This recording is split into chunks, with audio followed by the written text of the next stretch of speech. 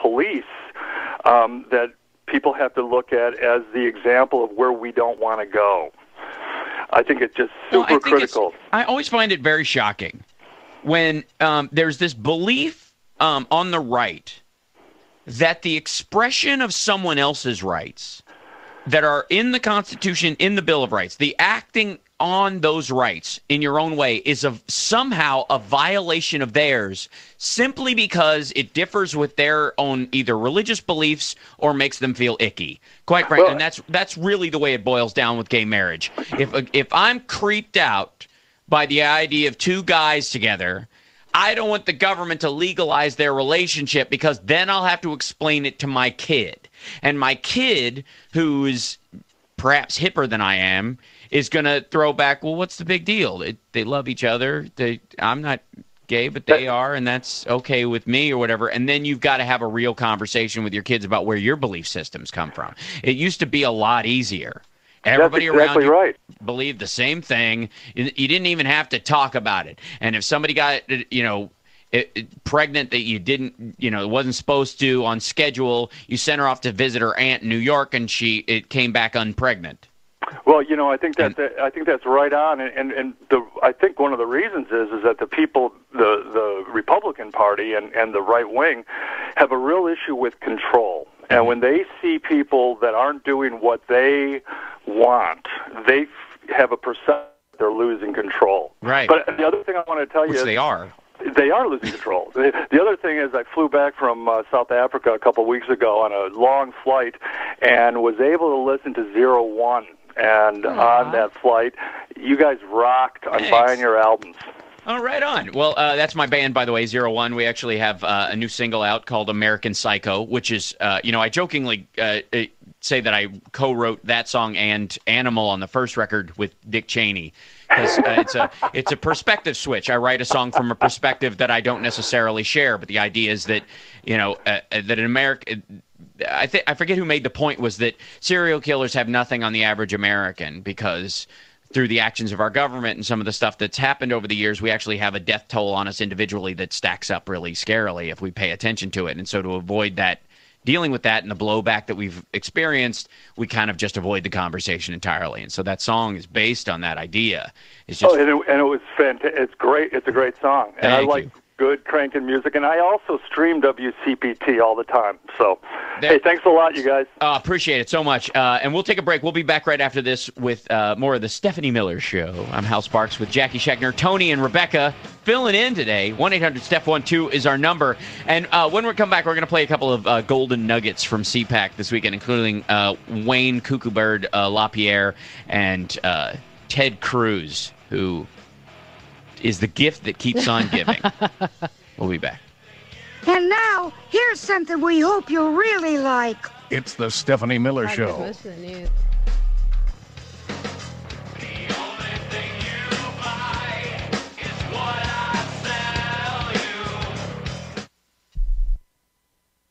Geico presents another helpful message from your conscience. As your voice of reason, I'm telling you to switch to Geico because you could save money on car insurance. And another good thing, you can connect with Geico on the phone, at a local office, online, and through their app. But while you're thinking about switching to Geico, consider giving your waiter a fair tip. A man bringing you your grub deserves more than just a tip of the hat. To get a free rate quote, go to geico.com. Then buy online, over the phone, or at your local office. Geico. 15 minutes could save you 15% or more on car insurance. Thank you so much for coming down to the Samuel Adams Craft Brewery. Our founder and owner, Jim Cook, will be giving you a tour today. What do you guys think about that? This is Samuel Adams Boston Lager. It's got a lot of flavor, and yet it is balanced and complex.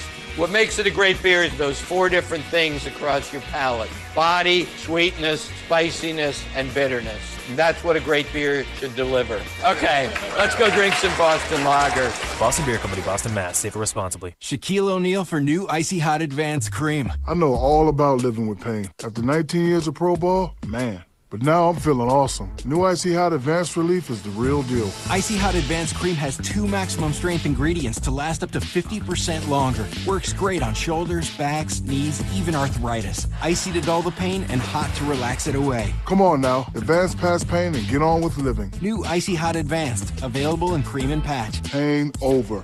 Use only as directed. Formula One on the NBC Sports Network. Measure equal parts action, mystery, drama, thriller. Combine thrill seekers, jet setters, rock stars, supermodels. Mix in 19 countries, 5 continents. Abu Dhabi, Montreal, Sao Paulo. Rock shows, car shows, boat shows, Monaco. Add luxury, celebrity, racing, royalty.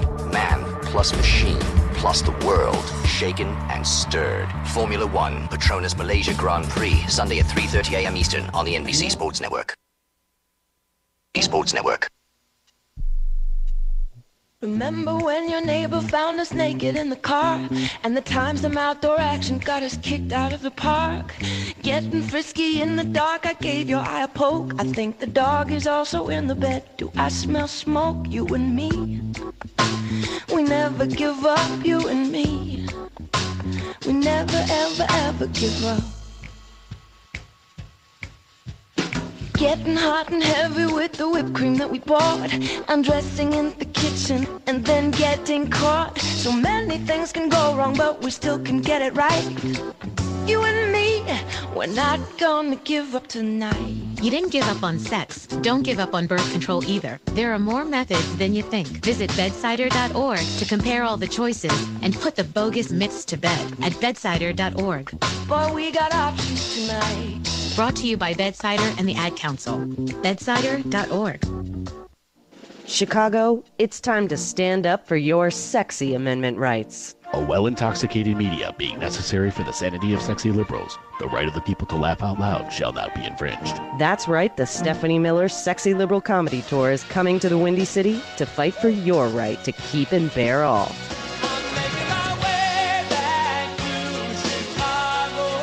If you haven't witnessed this epic, record-breaking comedy tour before, what the are you waiting for? And even if you have, do it again, because live at the Chicago Theater. Steffi. I'm sexy and I know it. On April 13th, Hal Sparks, John Fugelsang, and the darling of progressive media, Stephanie Miller, are bringing a whole new level of naughty comedy to Chicago. Tickets are available by going to Ticketmaster.com. That's the Stephanie Miller Sexy Liberal Comedy Tour, live at the Chicago Theater. For your tickets, go to Ticketmaster.com. No background check required.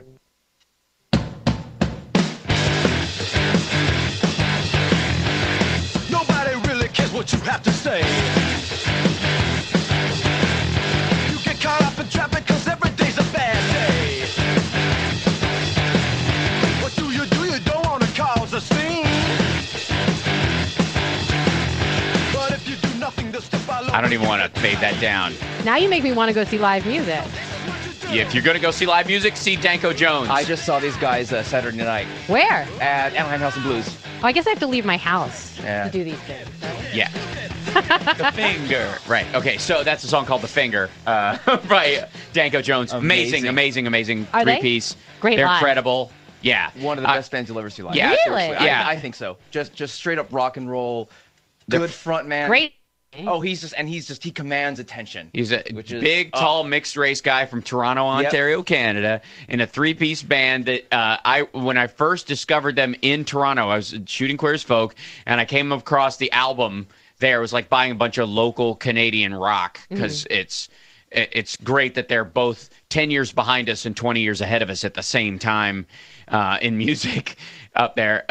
And on the album, there was a review sticker on it that said, if Kiss and AC/DC had a baby while sniffing glue, it would be Danko Jones. That was the reviewers' statement. It was very funny.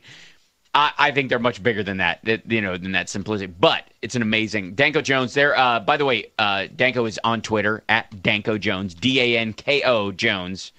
I'm gonna follow them now. Tell them we say they are amazing. Period. Tony and Hal say hi. Hey, Danko Jones. There you yeah. are. Now I'm following. So, this is, by the way, I'm Hal Sparks. I'm filling in for Steph and the Mooks while they're away on vacation. 1-800-STEP12 is our number. And this is, let's go to Tony in California. Not the Tony in California that's running the board, but the other Tony in California. That's the. Okay. Hi. Hey, Tony. Hi. Hi, Jackie. Good morning. I just want to say for the record that I would date you even if you spelled Jackie without a J or Right. I don't care. With an H if you're hacky. Yeah, I don't care. Right. CH, I don't care. Anyway. Well, thank you. Yeah, I was watching the coverage over in the CPAC convention, or whatever they want to call it, right, over the weekend. And, basically what I always been noticing is that what they really have to do is just get rid of all these Tea Party, right-wing candidates. Well, they tried that. I mean, they arguably look at what Karl Rove is doing. Exactly. They're really attempting to stop that, to kind of run a front against that kind of thing. But then look what happened at CPAC. Here comes Sarah Palin. But they created these people, Right. They created this. Absolutely.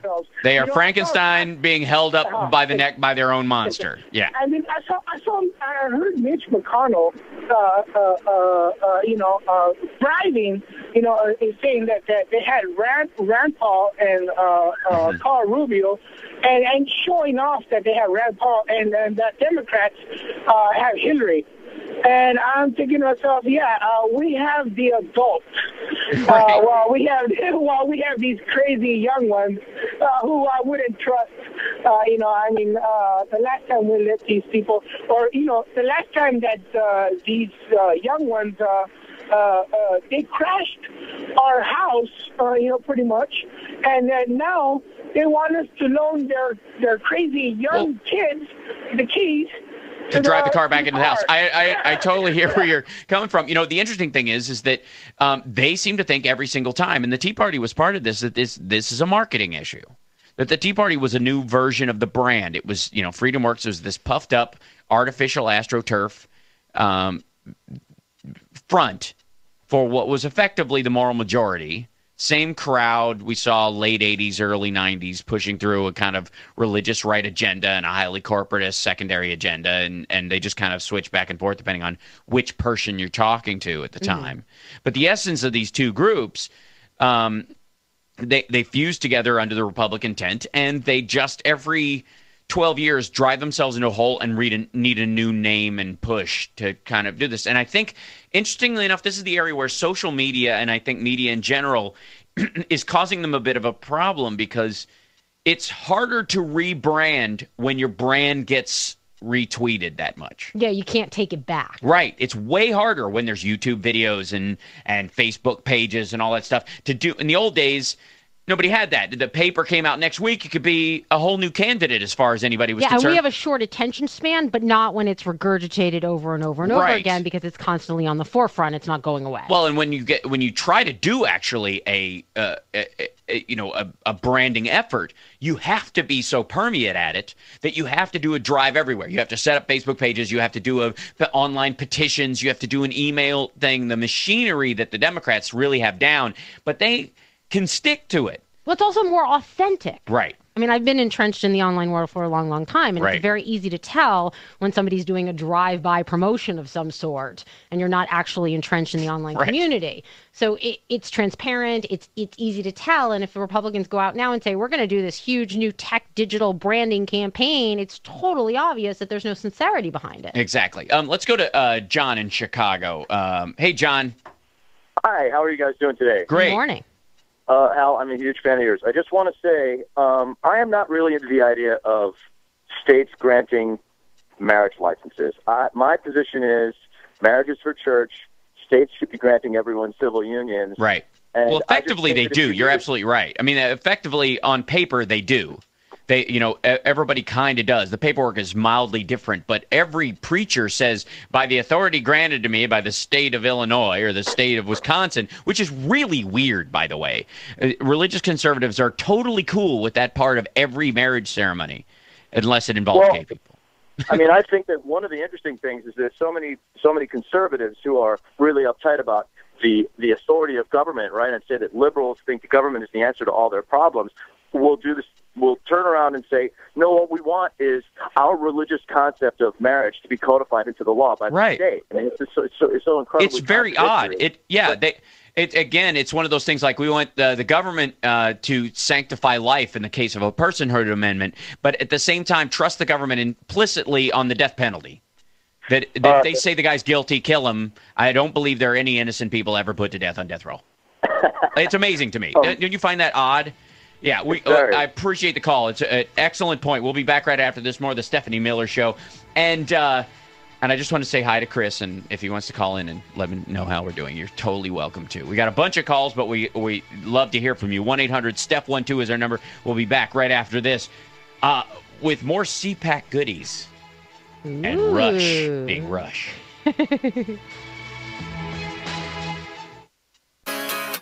Hey, Washington, D.C., this is Kristen Rao Finkbeiner, host of Moms Rising Radio, which airs every Saturday from 3 to 4 p.m. right here on 1480 AM We Act Radio.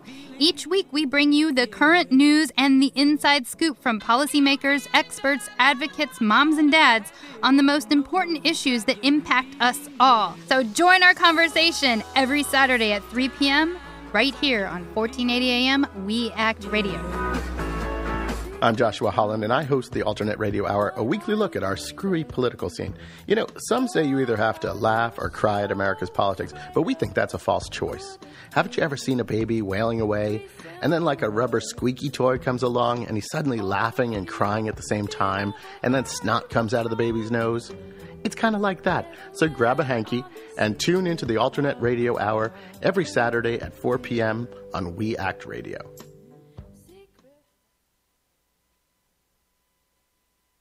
You're listening to Take Action News on We Act Radio, produced at the studios of WPWC 1480 AM in Washington, D.C., your nation's capital.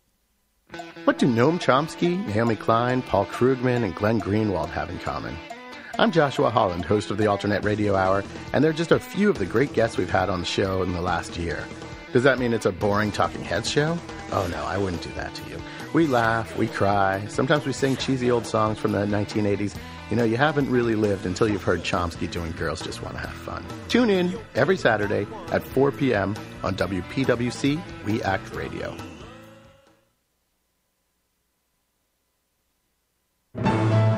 Take Action News with David Schuster, Saturdays from 12 to 3 on We Act Radio, 1480 AM and weactradio.com. Well, for me, it's always been, you report the facts. You report like hell, let the chips fall where they may. And the truth ultimately is what's going to sort of help our society and help all of us. I don't think progressives want a thumb on the scale on the facts. They just want the facts out there. You let the facts out, and progressives will tell you, we're going to win 70.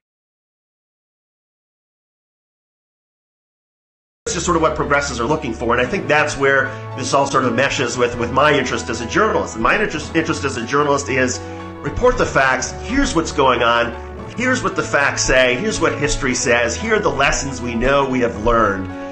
And let people draw their own conclusions. And I think what's so unfortunate right now in the world of broadcast media is I do think that a lot of conservative radio, certainly conservative television, they're not interested in facts. And that's ultimately where I think conservative media is going to have its downfalls, that Americans are hungry.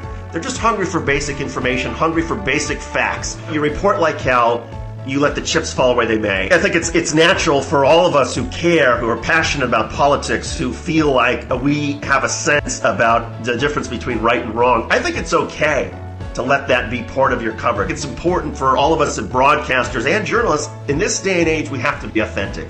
You can't be the person who's up in the ivory tower that comes down and tells people, now you must eat your peas. No, it's all about, we all have personalities, and I think it's being aware sometimes of our own bias, but also being open to the idea that sometimes we're wrong, but we have a dialogue, and we have a passionate dialogue, and we care about this country, we care about this community, and I think that sort of passion is what carries us through. Hear more from David Schuster, Saturdays from 12 to 3 on Take Action News on We Act Radio, 1480 AM and weactradio.com. This is your boy, Richard Fowler. Catch my show every Friday nights from 8 to 10 on We Act Radio, 1480 or weactradio.com. Hi, I'm Tom Morello. Some call me the Night Watchman. In the case of Mumia Abu-Jamal is at a crucial stage. Please go to freemumia.com to find out more information about how you can help Mumia Abu-Jamal and other political prisoners. Night Watchman out. You're listening to We Act Radio, WPWC 1480 AM.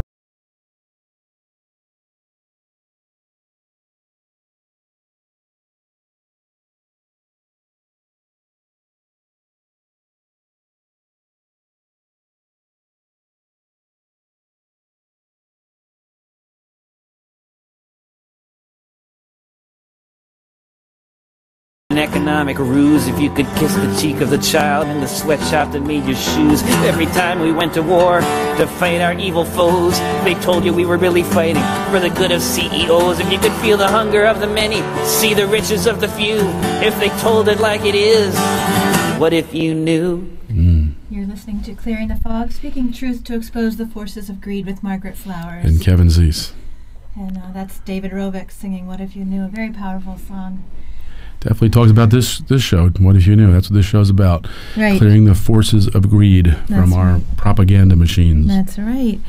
So today we're going to talk about the Trans-Pacific Partnership. Great. And if our listeners have not heard of it, don't despair, because most people in the United States have not heard about the Trans-Pacific Partnership. It was definitely an attempted secret negotiation that the secret is now out, and they're trying their best to spin it into this great agreement, which we'll talk about in a lot the rest of this hour. It's a very important, whatever issue you care about, whether it's jobs, finance, the environment, the internet, this agreement affects it. That's right, yeah. But first we want to talk about a little bit of news, and this week marks National Week of Actions across two very important issues. Two important issues to us. And one is one is the Trans-Canada pipeline, the Keystone Pipeline, a week of actions across the country on that, and the other is on healthcare. That's right. And the Life or Debt campaign that's being pushed. Why don't you talk a little bit about what's going on with the Trans-Canada, with the tar sands blockade? Well, we've been, the tar sands blockade focused on activities in Texas where the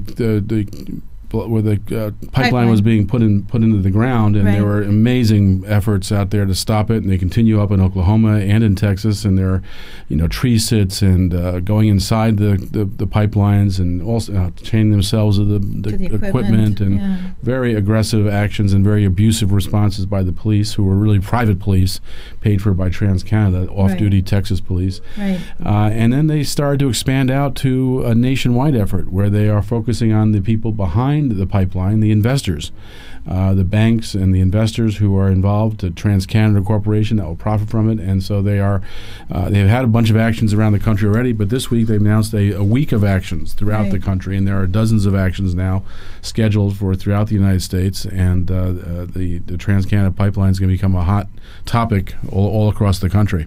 And people can go to tarsandsblockade.org to find out if there's an action near them. It's not too late to organize one if you want to hold one yourself. But there were some actions that happened even before this week of national actions to kind of get the ball rolling. And one that was in Westboro, Massachusetts, was particularly powerful. It was over 100 people. Many of them were students. There were parents, and they held a funeral for their future. 24 were arrested. Right, and it was actually a TransCanada office. A TransCanada regional office, and they did a funeral for their future, and they sang a beautiful song about 6 feet under, you're bearing our future, 6 feet under. Right. And it was a very moving event, and I think it was a good way to kick off this week. And this week there are actions all over the country, including in Washington, D.C. There are 3. The first one in D.C. There's 2 on Thursday, the 21st. One begins at noon at Lafayette Park. That's a interfaith moral action on climate protest. One of those classic stand in front of the White House, with moral authority and protest, and they'll risk arrest there. That's followed at 1 o'clock with a protest at the Canadian Embassy. We'll put these online, by the way, so people can find them. 1 o'clock at the Canadian Embassy, which is on Pennsylvania Avenue downtown, and it's a march, a dance, and a protest. So people are urged to come prepared to have a good time in front of the Canadian Embassy protesting TransCanada. On Saturday, there'll be a march against the biggest investor in the pipeline, TD Bank. TD Bank, they're meeting for that protest at Saturday at 10 a.m. They're meeting at the DuPont Circle Fountain, the north side, and then they'll be prepared to be outdoors and protesting a half mile away at the TD branch. And so people should get prepared to come to that one. That's another big. So there's 3 events in Washington, D.C. against TransCanada. There are TD banks all over the United States. People can raise awareness at these events. And we should mention the OccuCards, because OccuCards.com has created an awesome tar sands postcard that people can order. They're not very expensive. They're not making money off of these. It's primarily an educational tool that people can order those to pass out at their protests. Now, the Strike Debt, Life for Debt campaign is very exciting and close to my heart, because healthcare is one of my big issues, and what Strike Debt has done is they've raised funds to actually purchase people's medical debt for pennies on the dollar. And they just announced their second large purchase of over $1 million worth of debt for over 1,000 families in the areas of Kentucky and Indiana. The average debt, this is primarily emergency room debt, was around $900. They purchase this debt and they forgive it. Now, their point, it is helpful to these particular families to have their debt erased, but the problem of medical debt in this country is huge. 1 out of 3 people are experiencing medical debt, and this doesn't happen in other industrialized nations. We could have a healthcare system without medical debt. We could have a single-payer Medicare for all system and completely erase medical debt and bankruptcy. Medical illness and costs are the highest cause of personal bankruptcy in this country. So they are announcing. They announced this purchase of debt. There's a National Week of Solidarity Actions to raise awareness that we need to end medical debt, pass a single payer, and also to broaden the conversation about debt and look at the ways that not only debt affects us personally, but that it affects our communities as well. Public debt, is used to enforce austerity measures. And we're not going to be able to control deficit spending if we don't control healthcare spending. Right. It makes up about 18% of our GDP right now, and it continues to grow and get more expensive.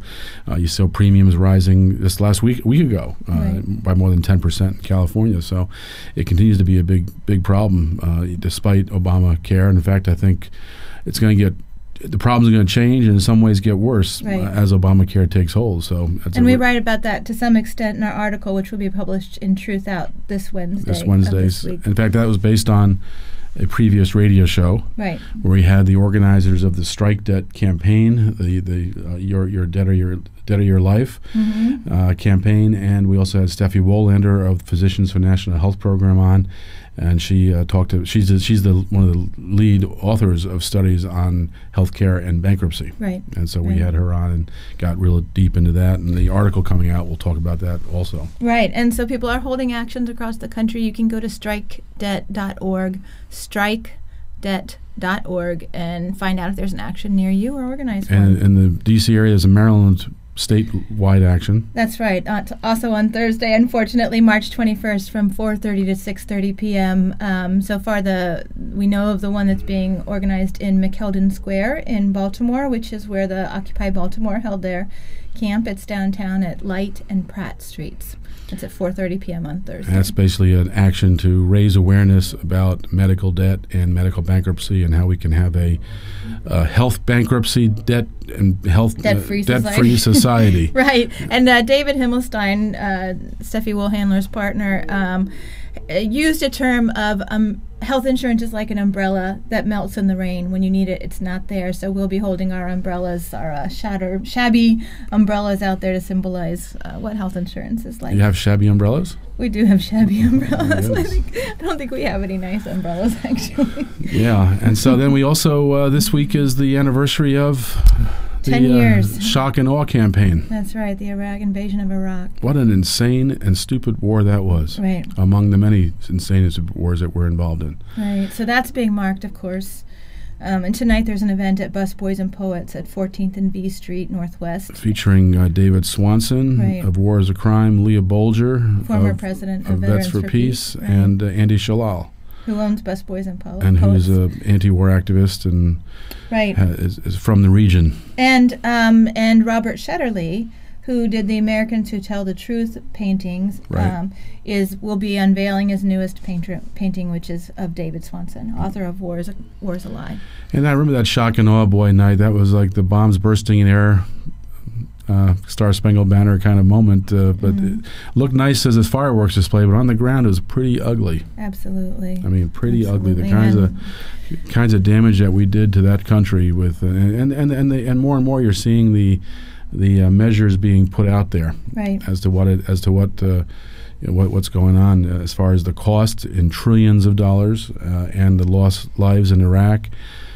No question, hundreds of thousands. Some surveys put it over 1 million people killed, and certainly 2 million displaced from the country, and 2 million more displaced from their homes in Iraq. So it was a really disastrous war for Iraqis, and it's a country that's still struggling. Right. And the United States, I saw at the crazy CPAC convention. Donald Trump's idea is we should charge Iraq $1.5 trillion for what we did for the Iraqis during the Iraq War to help to pay for our deficit. That's Trump's latest idea. When it's been exposed that so many tens of billions of dollars that we sent to Iraq were just kind of lost. We didn't talk about the TPP, and we only got about a minute. Exactly. So we have about a minute, so we should talk about the TPP. Trans-Pacific Partnership's the largest trade agreement in U.S. history. Right. It is called the Global Corporate Coup, or NAFTA on steroids. It includes mainly weak Pacific Rim countries, although Japan just joined and Australia is involved. Otherwise, it's pretty poor countries that we're bullying into accepting a massive corporate power play that will. It's not just about trade. It's about everything we're concerned about, whether it's internet privacy, whether it's controlling big finance capitalism, whether it's labor laws and wages, environmental protection, education, pharmaceutical access, health policy generally. Yeah. All of this is being dealt with in this trade agreement, and it really is an end around democracy. And we'll go into that in more depth, but I think what's really important for people to know is that for the past 3 years, this agreement has been negotiated in secret except for 600 corporate advisors who are helping the U.S. trade representative. They have real-time access to the text as it's being negotiated, but our own members of Congress, our own media, our own public do not have access to what this text is. In the past, when these types of trade agreements have been negotiated, there's been a point when that text has been released. They're not planning. And the Obama administration wants to keep it secret because when people hear about it, it'll be very unpopular. Absolutely. We need to take a break, and we're going to get our first guest on the phone, who's a really top person on this. We'll introduce him when he's on, and then we'll come back to talk about this very important trade agreement that needs to be stopped, and it will be a tremendous victory against corporate power. Transnational corporate power if we can stop this trade agreement. That's right. Okay. Let's take a break. The World Bank is a pointless institution. Its goal is nothing short of world control. They murder, lie, and desecrate small countries. They kill whole villages for gold, oil, and coal. The World Bank does not care about freedom. They support corrupt regimes in every land. They are privatizing third world food and water and killing off those who would dare take a stand. Oh, you've got to free the people before you free the trade and throw out your helping hand to lend. If you care about the people and you care about the trade, you'd stop these bastards before they kill again. You're listening to WPWC We Act Radio, 1480 AM, weactradio.com. My name is Jameer Balak, and I'm a student at Ballou Senior High School. My name is Wallace Bright, and I'm a student at Ballou Senior High School. My name is Victoria Hopper, and I'm a student at Ballou Senior High School. My name is James Hill, and I'm a student at Ballou Senior High School. We've been talking with our peers across the District of Columbia, and we discovered that a lot of them are talking about how they believe that we are not being provided the high-quality education that we know we need and quite frankly deserve. They are talking about students in other jurisdictions who are, for the most part, learning and being supported in modern facilities and have access to 21st century technology. We're hearing them say that there are actually 3 public school systems in the district: DCPS West, DCPS East of the River, and public charter schools. They are saying things like we have been subjected to too many experimental models, unproven educational fads, and countless changes in philosophy and direction. Some students are talking about how they feel that some of those in charge of our education system talk the good talk about reform and use all the other buzzwords, but at the end of the day, don't really give a damn about academic achievement for all.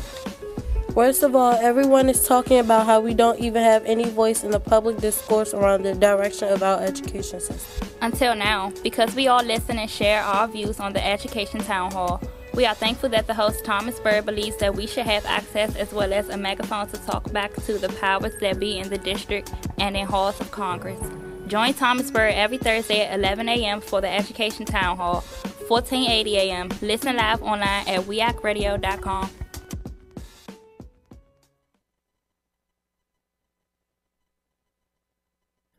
Friends, David Schuster here, and all of us at We Act Radio are so proud of our neighbors here in Southeast D.C., especially one of our partners, the ARC. The ARC is at 1901 Mississippi Avenue Southeast. It's the home to some of Washington's best, including the Washington Ballet, the Levine School of Music, Boys and Girls Club, and the Children's Health Project. All provide a number of programs and services within the very same facility. The Arc is also home to the Arc Theater, the only theater east of the river, which hosts a variety of dance, music, and theatrical shows each year. Almost everything you could want is at the Arc, so stop by and see them. The Arc, 1901 Mississippi Avenue in Southeast. For more information, visit the Arc's website, www.thearcdc.org, or call 202-889-5901. The Arc, part of Southeast DC. Hi, this is Chris Hedges, and when I'm in Washington, I don't want my news filtered through corporate sponsors. I want to hear the truth, which is why I listen to DC's only independent radio station, We Act Radio, 1480 AM, WPWC, Washington's progressive working community. We Act Radio, do something.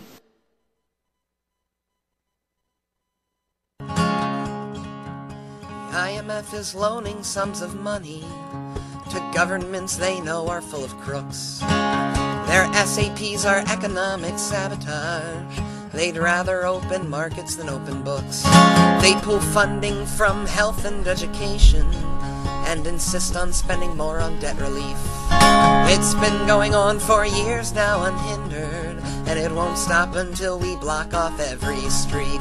Oh, you've got to free the people before you free the trade and throw out your helping hand to lend. If you care about the people and you care about the trade, you'd stop these bastards before they kill again. You're listening to Clearing the Fog, speaking truth to expose the forces of greed with Margaret Flowers. And Kevin Zeese. And that was Ryan Harvey singing Free Trade. So we're going to move right into the Trans-Pacific Partnership with our first guest. Arthur Stamoulis is Executive Director of the Citizens Trade Campaign, it's a national coalition of a broad range of organizations that came together in 1992 to fight NAFTA, and now fighting NAFTA on steroids. Good morning, Arthur. Thanks for having me. Thank you for joining us. Thank you for joining us. You're doing a great job, by the way, organizing people against this effort. Give us a little. We did a little brief review of what the TPP is. Why don't you give us a little bit of an update of where it is right now and what's coming up ahead? Sure. So, as you guys said, the TPP is one of the biggest corporate power grabs ever.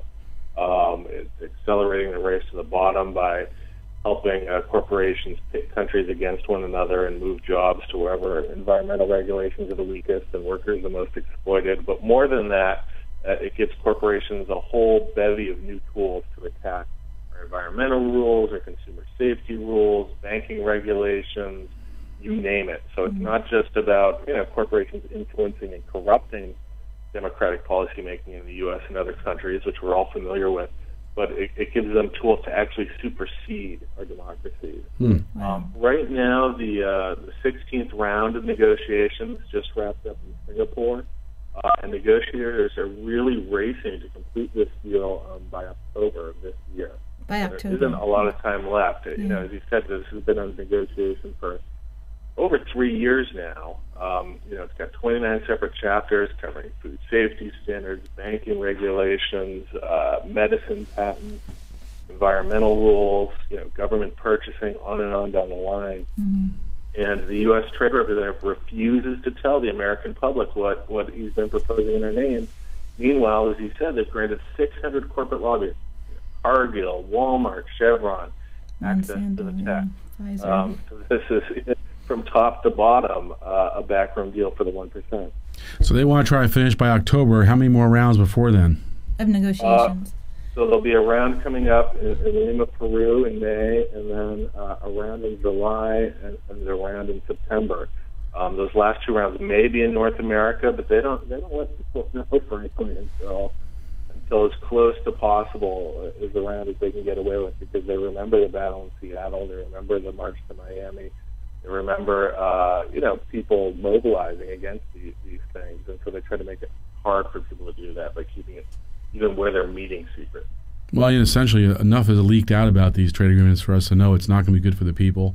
Right. It's totally a corporate power grab, as you say, and it's going to really undermine all sorts of efforts to improve our society. Right, and subverting democracy, which we should talk about a little bit, because there's been some speculation that maybe fast track is going to be coming back. Can you tell us about that?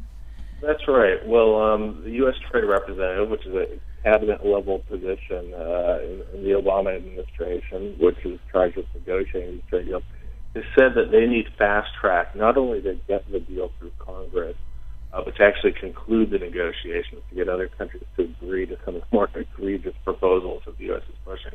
Fast track is this Nixon-era trade policy-making process that allows trade agreements to be rushed through Congress without the normal review, amendment, and debate procedures. Basically, it's taking the influence of the public and the influence of the Congress to set the terms of trade agreements away, and really keeping and really magnifying the influence of corporations to influence the terms of trade agreements. So this is a bad process. NAFTA passed under fast track. The WTO passed under fast track. There have been, over U.S. history, hundreds of trade agreements passed without it. But the biggest, baddest, far-reaching trade deals that don't just cover trade, but influence virtually all segments of public policy, have all passed under fast track. And thankfully, fast track expired in 2007, so it doesn't exist right now. Congress would need to vote on it for fast track to apply to the TPP. And the question is, when is the Obama administration going to push and ask Congress to vote for fast track? And is Congress going to do the right thing, maintain its constitutional authority, do what's right for its constituents, and say no to fast track for the TPP?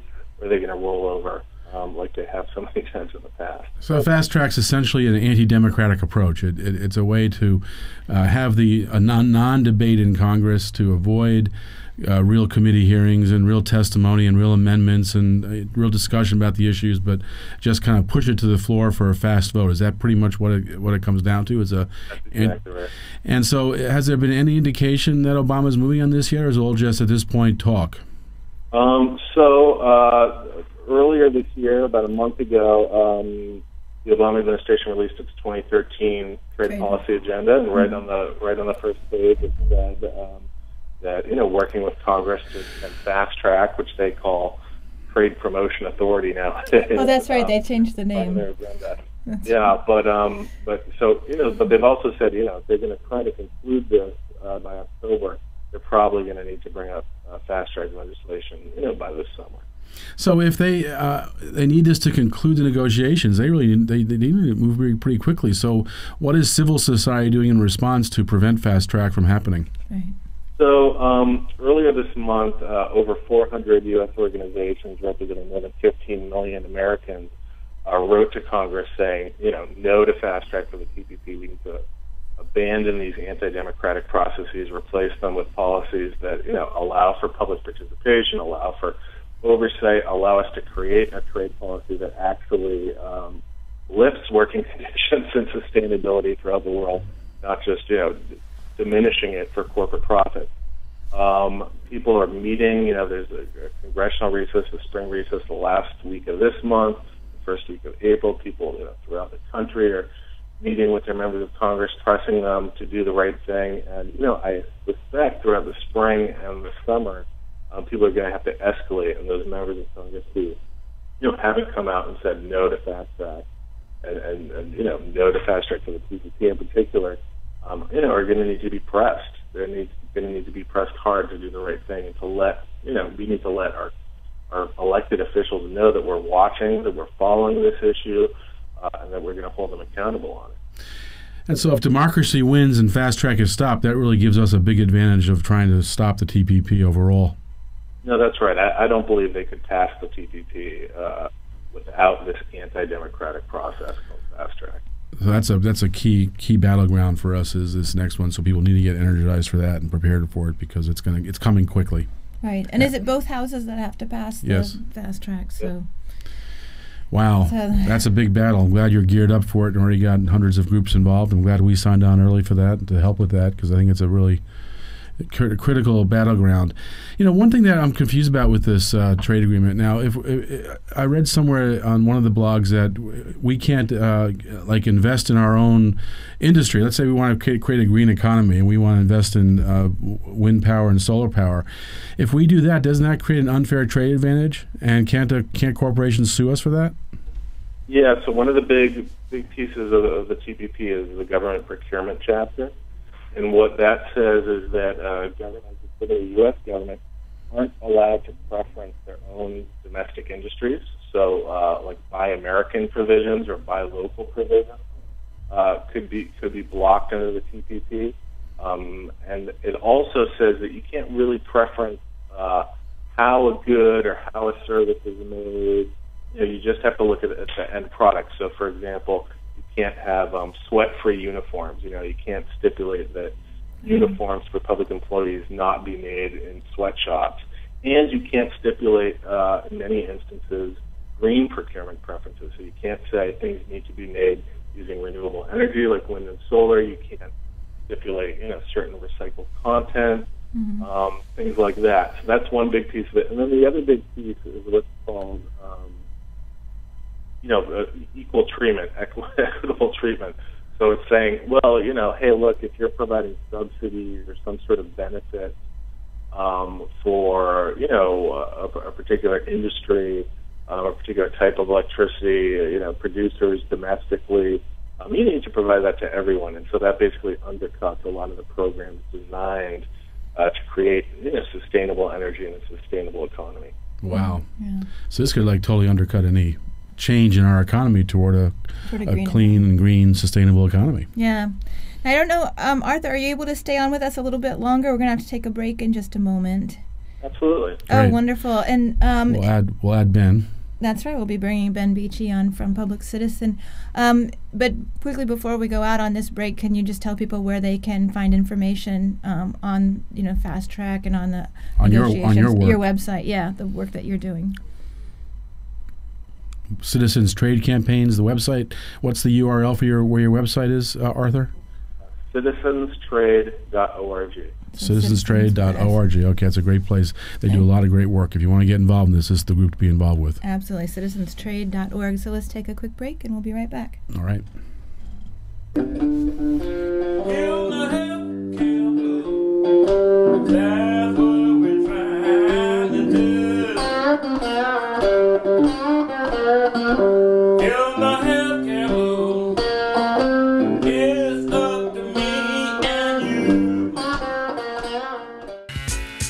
You're listening to WPWC, We Act Radio, 1480 AM, weactradio.com.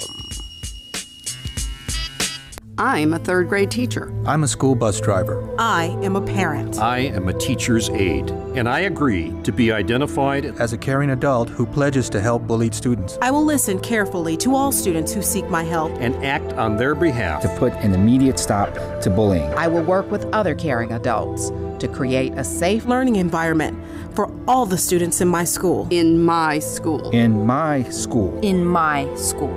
I'm Dennis Van Rokel, president of the National Education Association. Help us create safe, bully-free learning environments for all students. One caring adult can make all the difference. Be that adult and take the pledge at nea.org/bullyfree. Adults have the power to stop bullying in our schools. It starts with me. It starts with me. It starts with me. It starts with me. Bully free. It starts with me. Visit nea.org/bullyfree. A message from the National Education Association. This is Kimon Freeman, host of Speak Easy and co-founder of We Act Radio. Suicide is a very serious problem in today's challenging world, whether with our troops abroad or with everyday citizens within our own society. Before you take your life into your own hands, tie a knot at the end of your rope and call the suicide hotline toll-free at 1-855-320-LIFE. That's 1-855-320-LIFE. It may just be the most important call you ever make. You talk, we listen, and together we survive. It's like a jungle sometimes. It makes me wonder how I keep from going under. It's like a jungle sometimes. It makes me wonder how I keep from going under.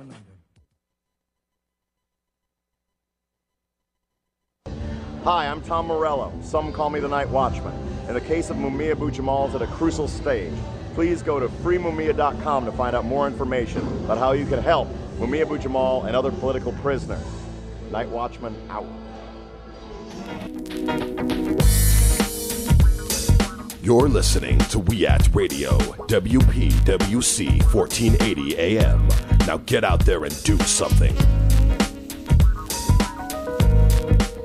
Everybody in and nobody out. That's what it's all about. Everybody in and nobody out. It's up to me and you. Kill the hell, kill blue. That's what we're trying to do. You're listening to Clearing the Fog, speaking truth to expose the forces of greed with Margaret Flowers. And Kevin Zeese. And our guest right now is Arthur Stamoulis of the Citizens Trade Campaign, and we're now joined by, as well, Ben Beachy. He's the research director with Public Citizens Global Trade Watch. He investigates the impacts and implications of U.S. trade policy on jobs, public interest, regulation, financial stability, and democratic policymaking. Before joining Global Trade Watch, Ben worked both in Latin America and in India on trade. We'll have his full biography on our website, clearingthefogradio.org. Very impressive. He has a great blog, Eyes on Trade. That's if you right. just search Eyes on Trade blog. Yeah. Very informative blog that does great stuff reporting on the craziness of our trade agreements. Yeah, thank you for joining us, Ben. Yeah, thanks for having me on. So maybe if you could start out by framing this, in your blog, what you describe is that the Trans-Pacific Partnership is not really about trade, that already 90% of the GDP of the countries that we're dealing with, we already have trade agreements. Could you expand on that? Tell us what the TPP really is about.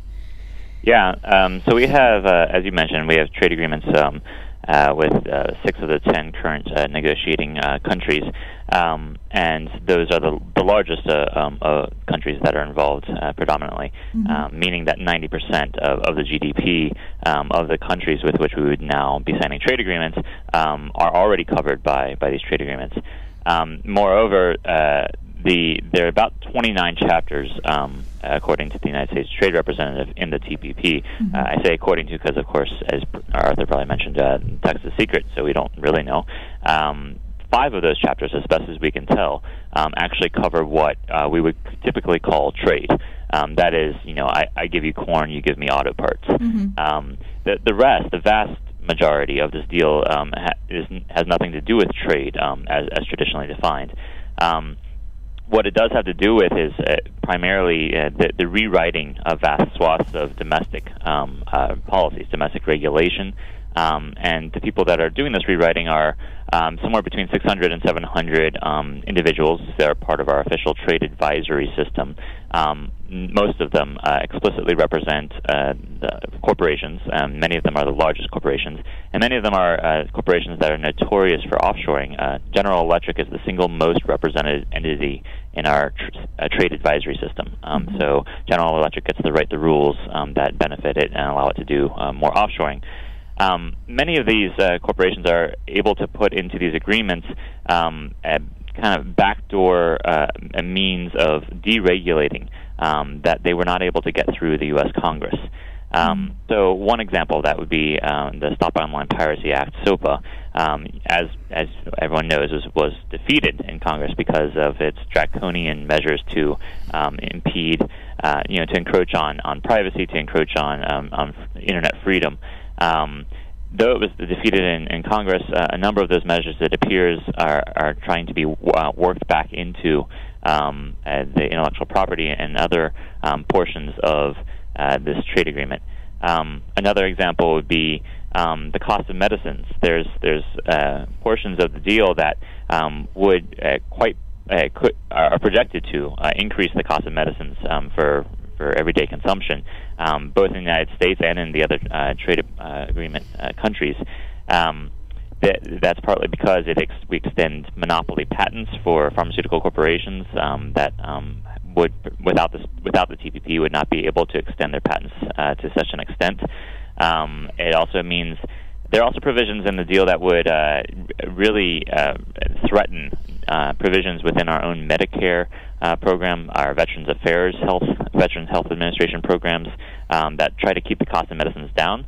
A number of the policies enacted and used regularly by the United States government and used by a number of the governments involved in the TPP would contravene the provisions that we've seen so far in the TPP, which would really threaten our efforts to control the cost of medicines, which, as everyone knows, is one of the biggest drivers of our long-term deficit in this country. I saw when they were talking about the Japanese joining the trade agreement that the Doctors Association in Japan.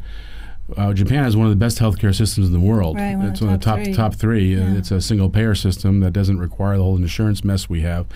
That they're worried that they're going to end up having the kind of market-based, insurance-based healthcare, or be forced into that in some way because of the TPP. Can the TPP actually push a single-payer country toward a market-based insurance type approach? It's yet to be seen, but it's quite possible. There are a number of provisions in the TPP text that concerning monopolies, and if there's a given market that is to which a government commits under the TPP, such as healthcare, which is a market, and then you would be bound by TPP provisions barring a monopoly provision of certain services. It's yet to be seen whether or not exactly that would occur with Japan's healthcare system. Japan is not formally a member yet.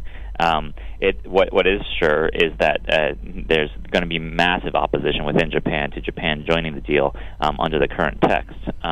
And there was the LDP, which is Prime Minister Abe's party, who put him into power, just came out with a statement last week naming several conditions that would have to be met for the TPP to be at all acceptable.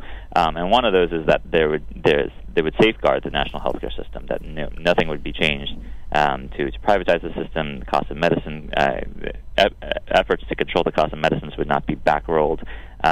It's really hard to see how those conditions could possibly be met under the current negotiating text that we've already seen, and there's no real talk of changing that text for Japan's sake. So it looks like Japan is going to have a huge internal fight on its hands as people who are rightfully proud of their healthcare system rise up against the TPP. Yeah, and Arthur, I know you've been in touch with some of the labor groups and other groups in countries like Australia, where they're also concerned about the provisions within the TPP undermining their health system. Can you talk a little bit about what's going on there? Yeah, no, I mean, I think working people in every country recognize that this benefits, elites and corporate interests in their country and helps working people nowhere. As Ben has mentioned, there are provisions in the TPP that, whether they absolutely destroy the single-payer healthcare systems of foreign countries remains to be seen, but they will certainly, raise the healthcare costs. They're going to raise the healthcare costs in developed countries, and they're, frankly, going to deny access to the best medicines to people in developing countries. So there were two chapters, leaked chapters, that were first published by our organization on our website.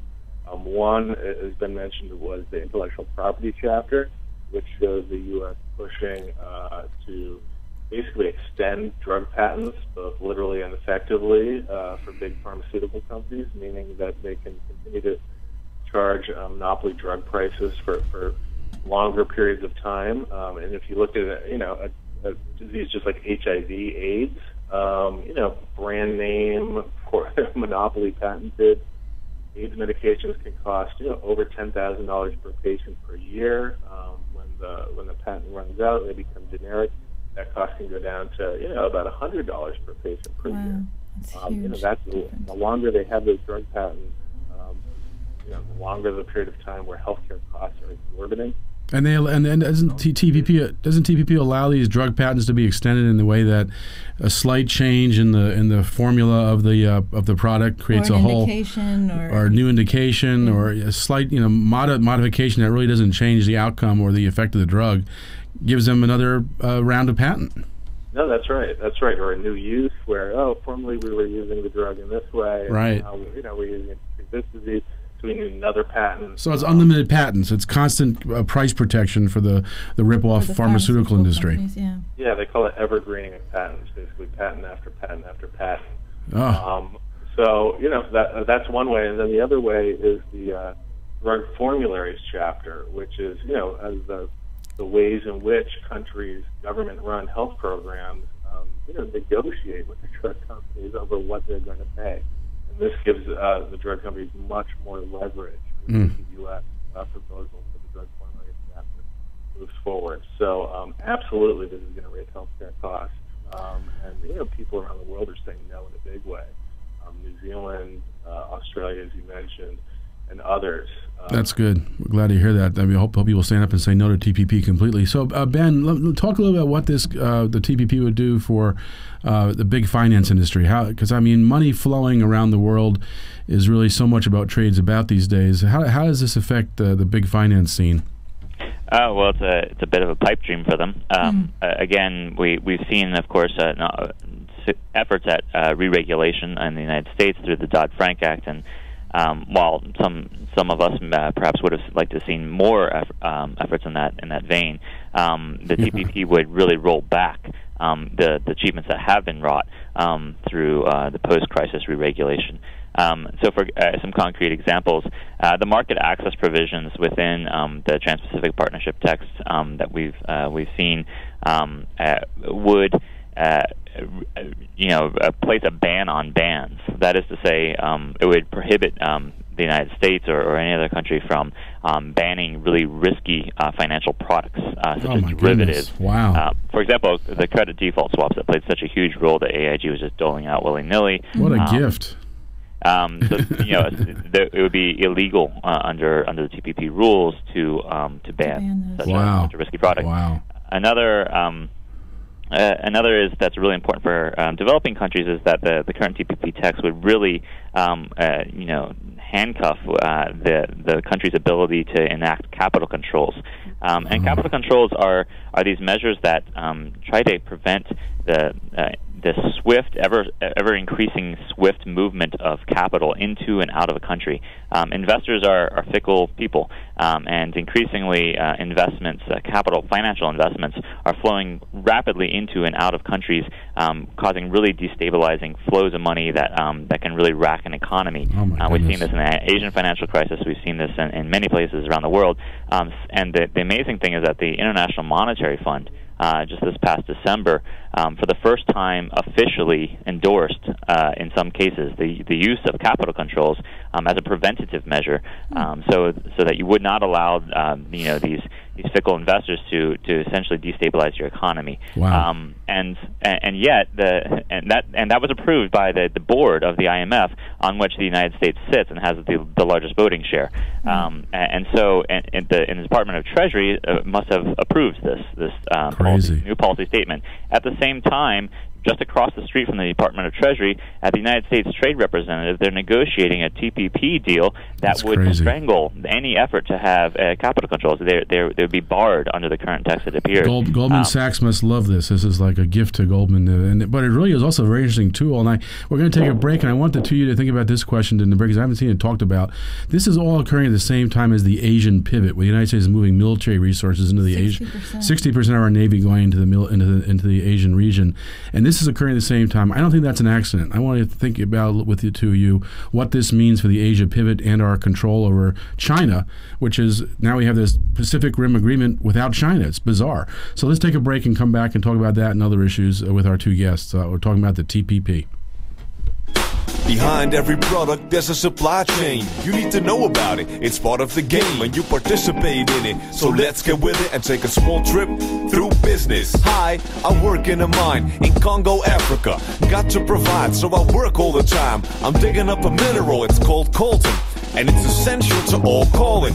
Even though I'm 10 years old, I'm hacking boulders, all the while supervised by scary soldiers. I make $2 a day, but what can I say? I have no choice but to get paid. Hey. You're listening to WPWC, We Act Radio, 1480 AM, weactradio.com. Smith? Jane Smith? Your prescription's ready for pickup at the pharmacy counter. Thanks. That was fast. How much do I owe? There's no charge. This is covered without a copay now. Thanks to President Obama, the 99% of women who use birth control in America could now hear this same message. You see, we scored an important victory when the president stood up for our health care and guaranteed insurance coverage of birth control at no cost. He's making sure women of all faiths, no matter where they work, can get contraceptive coverage. But extremists in Congress are trying to change the policy by making it harder for women to get birth control with no copay. Call Congress at 202-225-3121 and tell them to stand with President Obama, not between a woman and her birth control. Paid for by NARAL Pro-Choice America.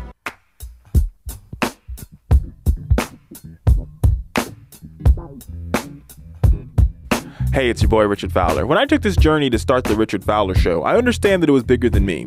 It's bigger than all of us, you see. The only way we can truly create change in this country and to the world is by informing ourselves, empowering ourselves, and understanding how important our voices are to the power structure in this country. That's why we did it. That's why we created the Richard Fowler Show. This is our time. This is our opportunity. And most importantly, this is our movement. So join us every Friday night from 8 to 10 when we tackle the big questions of the day, when we talk about the real issues, when we get rid of the talking points, the talking heads, and the smoking guns, and we talk about how these issues really affect you. We can't wait for you to join our movement every Friday nights from 8 to 10, only on We Act Radio.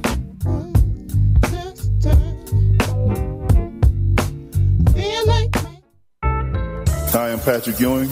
I'm here giving something back to the community. I went to school here. I lived here in the community. You know, I have an office here on Minnesota Avenue. I always loved D.C., and just trying to give something back to the community of Ward 8 in this community or from around the country. We Act Radio, do something.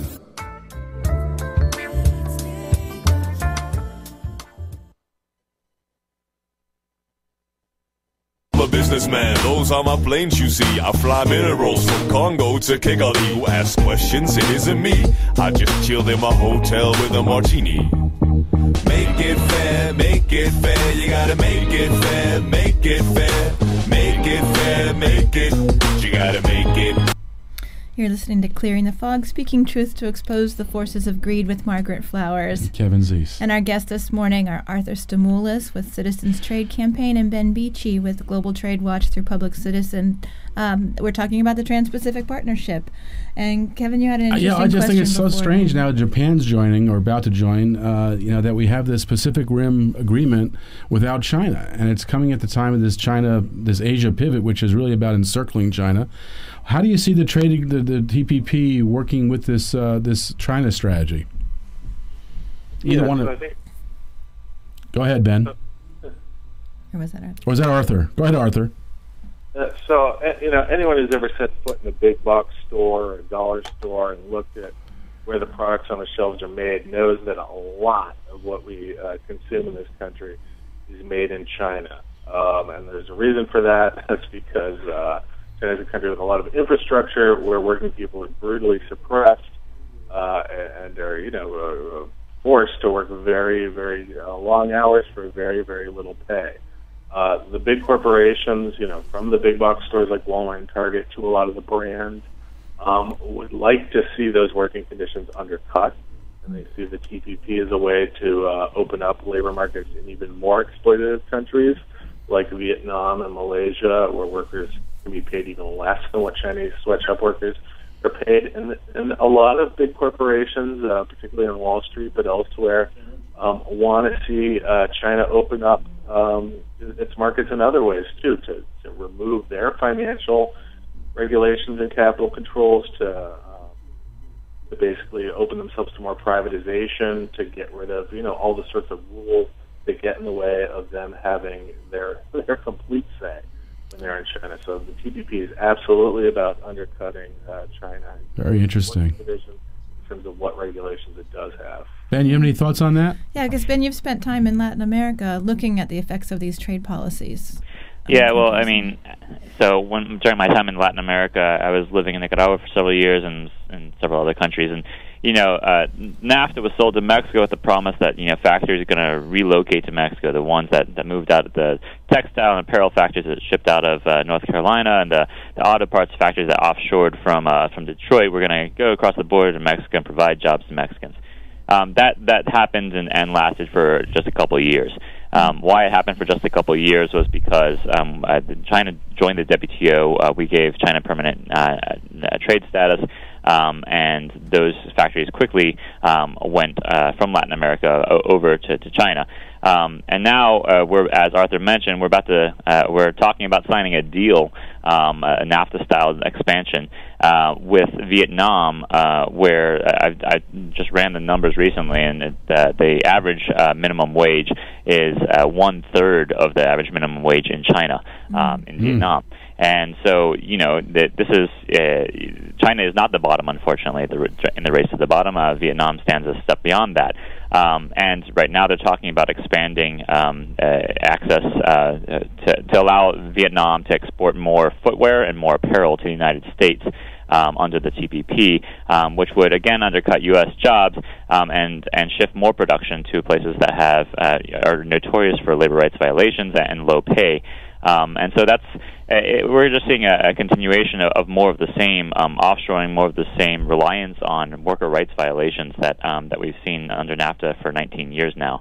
Wow. One thing about the geopolitical shift that you mentioned, it's interesting that this is really being framed as a way of encircling China, a way of countering China. But ironically, the United States government, Hillary Clinton, late last year, said we would welcome China to join the deal. The outgoing United States Trade Representative said, in fact, he would love nothing more than to have China join the deal. And so, which would only expand the export opportunities from China to the United States. So we'd see more of our things on our shelves being made in China. And it's really I don't really understand how this could be seen as a way to counter China's influence, other than to basically write China's trade policy for China. That's what I was going to say. That's what I was going to say. Yeah.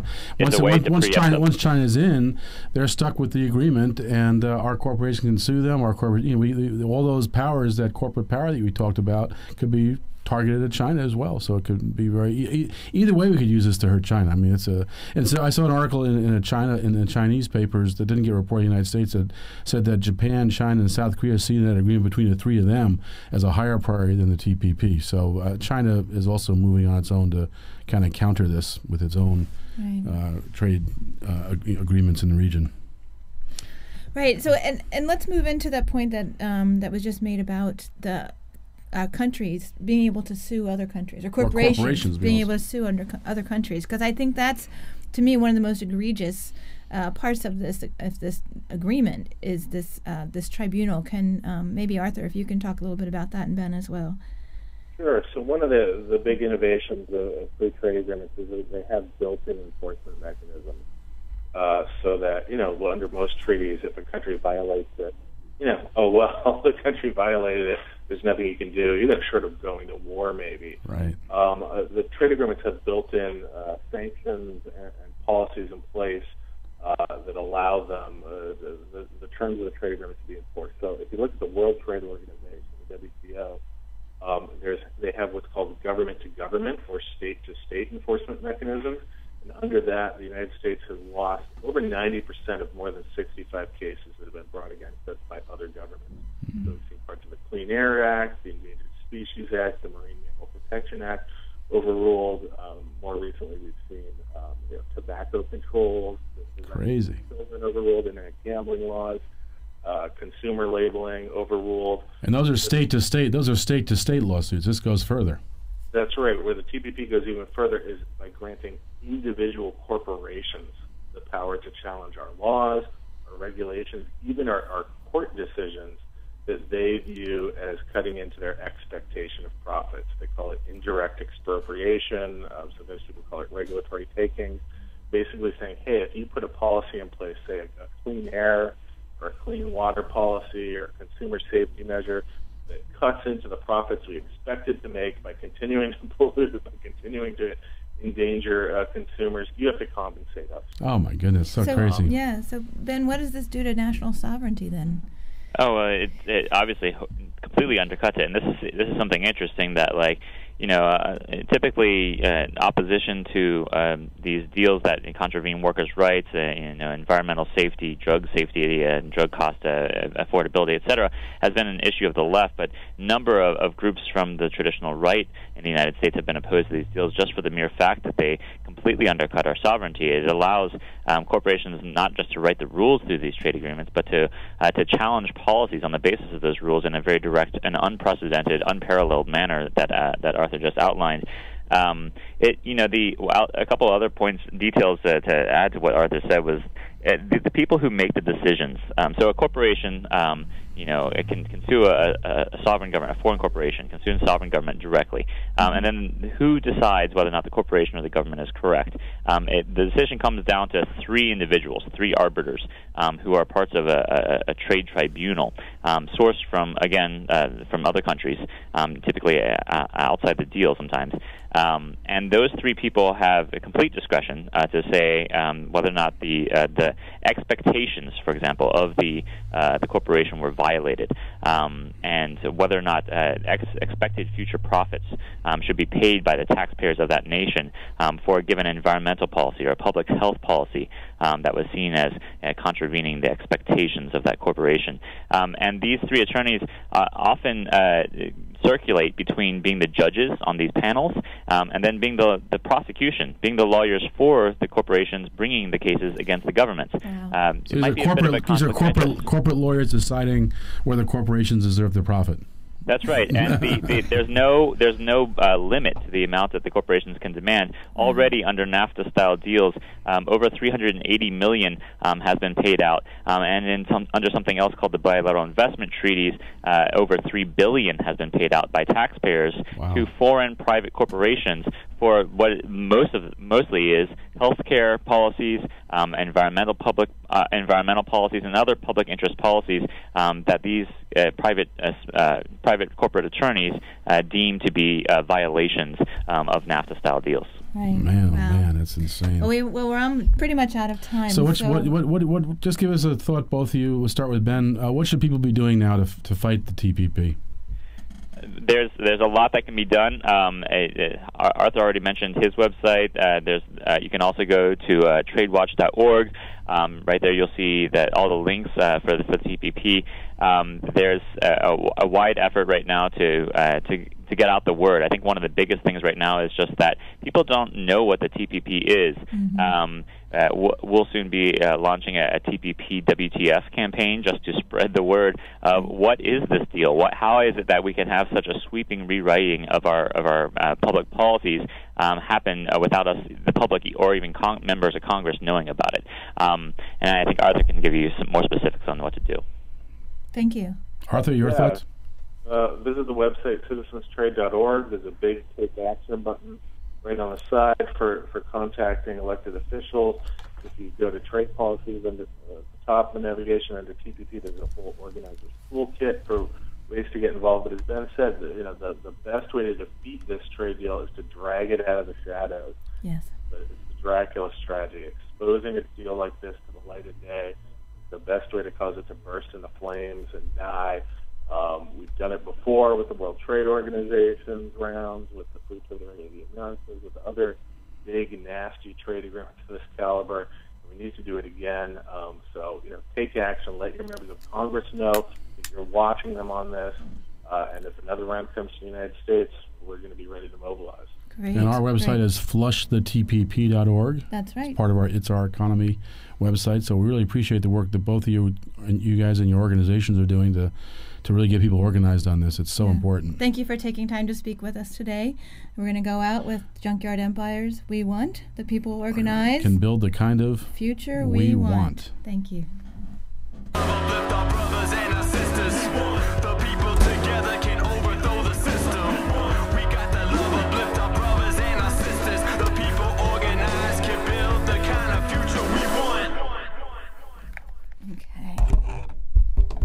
We start a little late, so we left.